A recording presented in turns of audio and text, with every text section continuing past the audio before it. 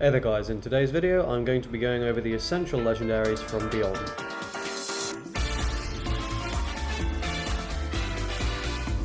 Okay, let's get started then. So Beyond is a set that is definitely not as format relevant. Currently, and even, out on release and when it came out in Japan, it was not a super great set. So let's just go through and you'll see what I mean, because the number of legendaries that are really good are actually quite few. So here's one of them. This is Platona the Wise, which says when summoned, discard any number of cards from your hand, then draw the same number of cards. Put the cards you discard on the bottom of your deck in random order. So getting a mulligan is actually really quite good, and doing it for 3 is definitely not bad either. You're getting a 3/1 for 3, which is a little bit overcosted, but obviously the mulligan effect is really valuable. Hand fixing in this game can turn a completely unwinnable game into something, pretty easy even. So I would say the mulligan effect is really valuable. The downside, of course, is if you actually have a pretty good hand already, the mulligan is not providing you with much value.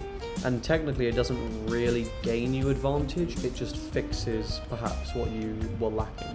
And even that is RNG dependent, so it's one of those cards that's going to fit into some decks a lot better than others, would like most cards to be fair, but as a generic, it's less generic really. It's just a tool that is really good for decks to have access to, but a lot of them won't really need it. It's gonna be that sort of cross section between kind of bricky deck and also draws a lot of cards, which usually tends not to happen, because obviously if you're drawing a lot of cards, you're tending to be less bricky, but in such decks this would fit right in and just let you do whatever you want to do.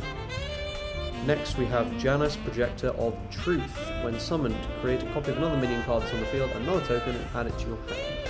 Now I think here the fact that it doesn't create another minion is good and bad, because if it created another minion and it didn't give you on summon effects or things like that, then you perhaps might not be getting as much value, but adding it to hand gives you access to those when summoned abilities.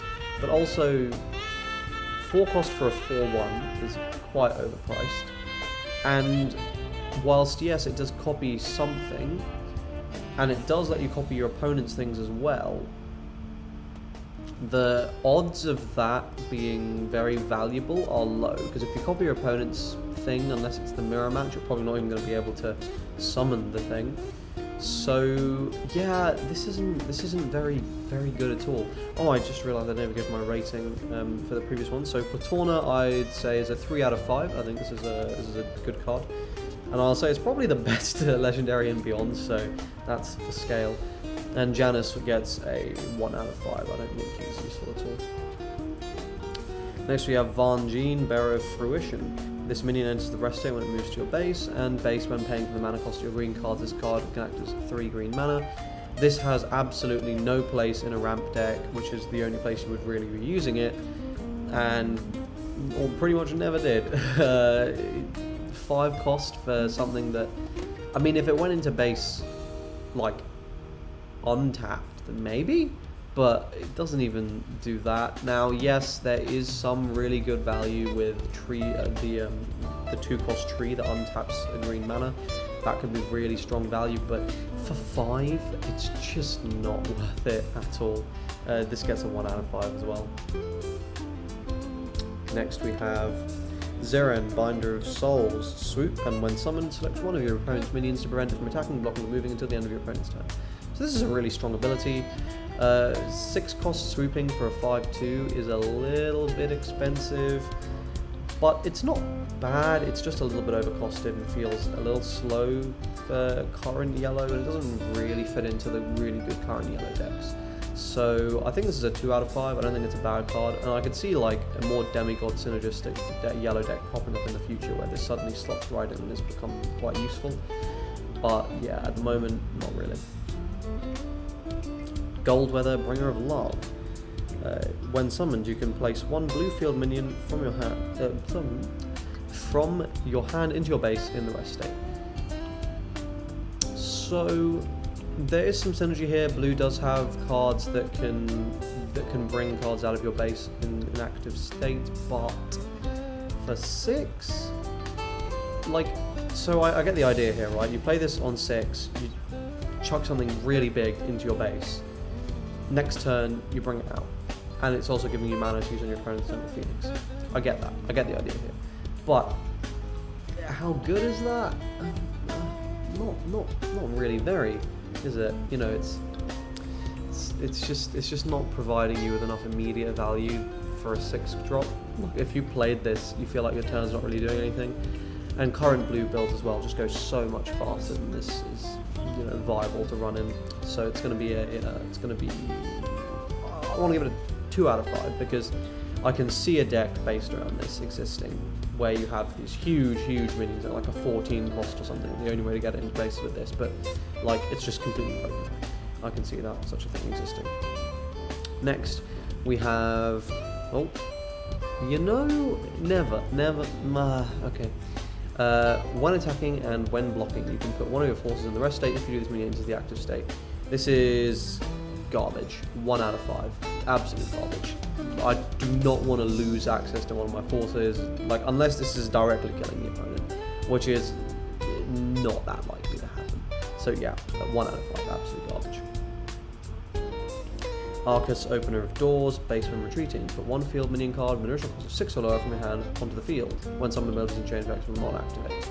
So this is actually not bad. The disadvantage here is obviously it's a 6 cost, but you are getting another one of your 6 costs out of your hand, so in theory it's good. The problem is a lot of the reason so many 6 costs are so good is because they have a non-entry, they do something, and this means they don't get to do that, which is kind of pointless, so why bother, right? If this said just cost, so you could call cost reduction things, then this could be a lot better, potentially, but unlikely at the moment. Yeah, I just don't see it, really, so this is going to be 2 out of 5. 2 out. We'll go 2 out of 5. Next we got Kiska, Crusher of Hope. When summoned, discard top 5 cards of your deck. On your turn, whenever you discard a purple card from your deck, any when destroyed effects of that card will activate. If multiple are discarded at once, only the first card's effect will activate. This effect does not stack. It was looking good until all those conditions. Not gonna lie, I think it's clear why this card isn't running any purple decks. It's very expensive. It doesn't. It's RNG dependent if it does anything. It doesn't have amazing stats. There's just so many better options for those kind of costs in purple. Yeah, that's a 1 out of 5 from me, dog. So we got Baldrot, the Blazing Demon. He has, when summoned, destroy one of your opponent's minions with 1200 BP or lower and receive 1 damage to all your forces. This is not... No, that effect is not worth that kind of drawback. And, you know, if this said when summoned, destroy a 1200 BP or lower minion, I'd be like, oh, this is not bad. Bit too niche, still not good enough to really see... oh, good lord. Still not really good enough to see play, but, man... No, 1 out of 5. Absolute trash. Then we got Killing of the 5. When summoned, deal X damage to your opponent's life, where X is the number of minions belong to the beast / the 5 class you have on the field. So this can be really, really good. I just think that it's highly unlikely to ever be that good. The odds of you actually having the board for this to win you the game immediately are just so low, and you have to make it to 10 mana, which is like, most games don't actually go all the way to 10 mana, or if they do, you're relying on top decking and you have like no board, right? So 1 out of 5.